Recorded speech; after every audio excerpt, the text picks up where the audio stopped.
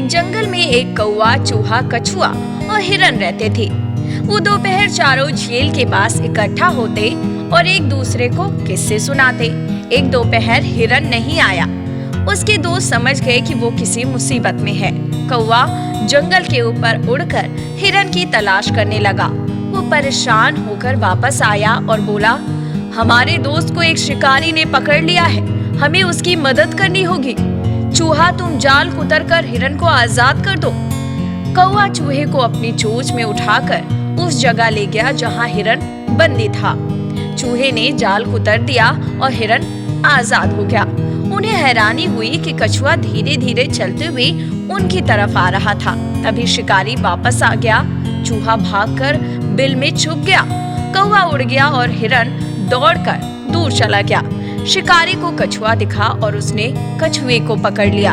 कौवे ने कछुए को बचाने की योजना बनाई। तीनों दोस्तों ने जंगल में शिकारी को तलाश किया।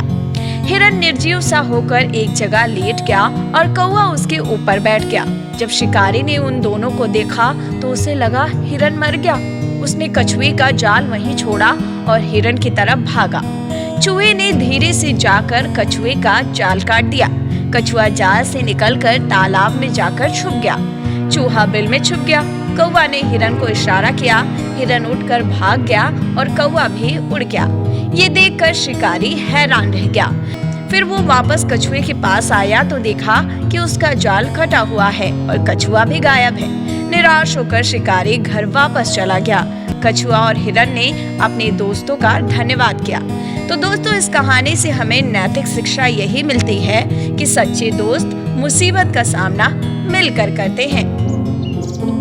एक समय की बात है, देव शर्मा नाम के एक ब्राह्मण थे जिनके कोई भी बच्चा नहीं था। एक समय उनके घर के सामने रहने वाली एक नकुली ने एक नेवले को जन्म दिया। देव शर्मा की पत्नी बहुत दयालु स्वभाव की महिला थी। उन्होंने उस छोटे से नेवले को अपने घर में रख लिया और अपने बच्चे की तरह उसे लाड प्यार करने लगी। कुछ समय बाद देव शर्मा के घर में एक बेटा पैदा हुआ। वो नेवला हमेशा उनके बेटे के साथ खेलता था। दोनों में बहुत प्यार था। देव शर्मा की पत्नी भी दोनों की एक समान बहुत प्रेम से देखभाल करती थी। वो दोनों भाइयों की तरह रहते थे।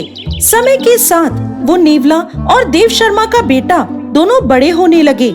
नेवले को बड़ा होता देख देव शर्मा को चिंता हुई। वो अपनी पत्नी से बोले, भाग्यवान, कभी कभी मुझे बहुत चिंता होती है। इस नेवले को हमने चाहे कितना भी प्रेम दिया हो, अपने बेटे की तरह पाला पोसा हो, लेकिन आखिरकार ये है तो एक जानवर ही। कहीं यह नेवला हमारे बेटे को कोई नुकसान ना पहुंचा दे।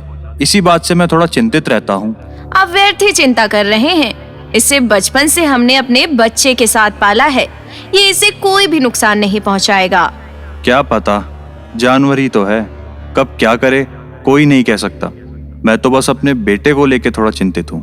नहीं नहीं, आप चिंता मत करिए, ऐसा कुछ भी नहीं होगा। अच्छा सुनिए, घर में पानी खत्म हो गया है, मैं जाकर कुएं से पानी भर लाती हूँ। तब तक आप घर में ही रहिएगा और इन दोनों का ध्यान भी रखिएगा। फिर ब्राह्मणी घड़ा उठाती है और कुएं की ओर पानी लेने चली जाती है। ब्राह्मणी को पानी लाने में थोड़ा समय लग जाता है। उधर देव शर्मा को मंदिर जल्दी जाना था और वो ब्राह्मणी के वापस आने का इंतजार कर रहे थे। अरे पता नहीं ये कितनी देर लगाएगी, अब तक पानी भर कर भी नहीं आई। मुझे मंदिर भी जाना है, वहाँ सब मेरी राह देख रहे होंगे। अब कब तक उसका इंतजार करूं? मैं तो मंदिर के लिए निकल जाता हूँ, वैसे भी वह आती ही होगी। अब देव शर्मा वहाँ से चले जाते हैं। उधर घर में नेवला ब्राह्मण के बच्चे के साथ खेल रहा था। तभी ब्राह्मण के घर में एक जहरीला नाग आ जाता है। उस नेवले की नजर उस नाग पर पड़ती है। नेवला सोचता है कि ये नाग बच्चे को कोई नुकसान ना पहुंचाए और ऐसा सोचकर वो नेवला जल्दी से जाकर उस नाग से भिड़ जाता है। नेवला उस बच्चे को अपना भाई मानता था। उस बच्चे की रक्षा के लिए नेवला उस नाग से भिड़ जाता है और उसके टुकड़े टुकड़े कर देता है। उस नाग को मारने से नेवले के मुंह पर उसका खून लग जाता है। अब वो नेवला घर के दरवाजे पे बैठा ब्राह्मणी के आने का इंतजार करने लगता है। वो सोचता है कि ब्राह्मणी बहुत खुश हो जाएगी। थोड़ी ही देर में ब्राह्मणी पानी लेकर वापस आती है और उसकी नजर नेवले पर पड़ती है। नेवले के मुंह पर सांप का खून लगा होता है, जिसे देखकर ब्राह्मणी डर जाती है। अरे ये क्या, जिस बात का डर था आखिर वही हो गया। इस नेवले ने मेरे बच्चे को मार डाला। हाय हाय मेरा बच्चा। ऐसा सोचकर ब्राह्मणी ने अपना पानी से भरा हुआ मटका नेवले के सर पर दे मारा, जिसकी चोट नेवला सहन नहीं कर पाया और वो तुरंत मर गया। फिर ब्राह्मणी घर के अंदर अपने बच्चे के पास जाती है तो देखती है उसका बच्चा बिल्कुल ठीक ठाक अपने पालने में सो रहा है और उसके पास ही एक नाग मरा हुआ पड़ा है। ये देखकर ब्राह्मणी सब कुछ समझ जाती है और भागी भागी वापस बाहर नेवले के पास जाती है।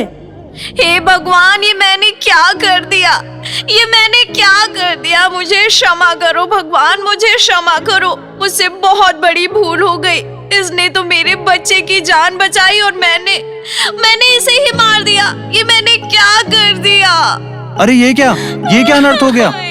तुम रो मत, परेशान मत हो, इसमें तुम्हारी कोई गलती नहीं है। मैंने ही तुम्हारे मन में संदेह पैदा किया था, जिस वजह से तुमने इस नेवले को बिना सोचे समझे नुकसान पहुंचा दिया। हमारे संदेह ने इसकी जान ले ली, लेकिन आइंदा से बिना सोचे समझे कोई कार्य नहीं करेंगे। यह सीख हमने आज सीखी है। ऐसा कहकर देव शर्मा अपनी पत्नी को चुप कराते हैं। दोस्तों, इस कहानी से हमें सीख मिलती है कि बिना सोचे समझे हमें कोई कार्य नहीं करना चाहिए। अगर बिना सोचे समझे कोई काम करेंगे तो ब्राह्मणी के जैसे दुख का सामना करना पड़ सकता है। Yahoo Tunes!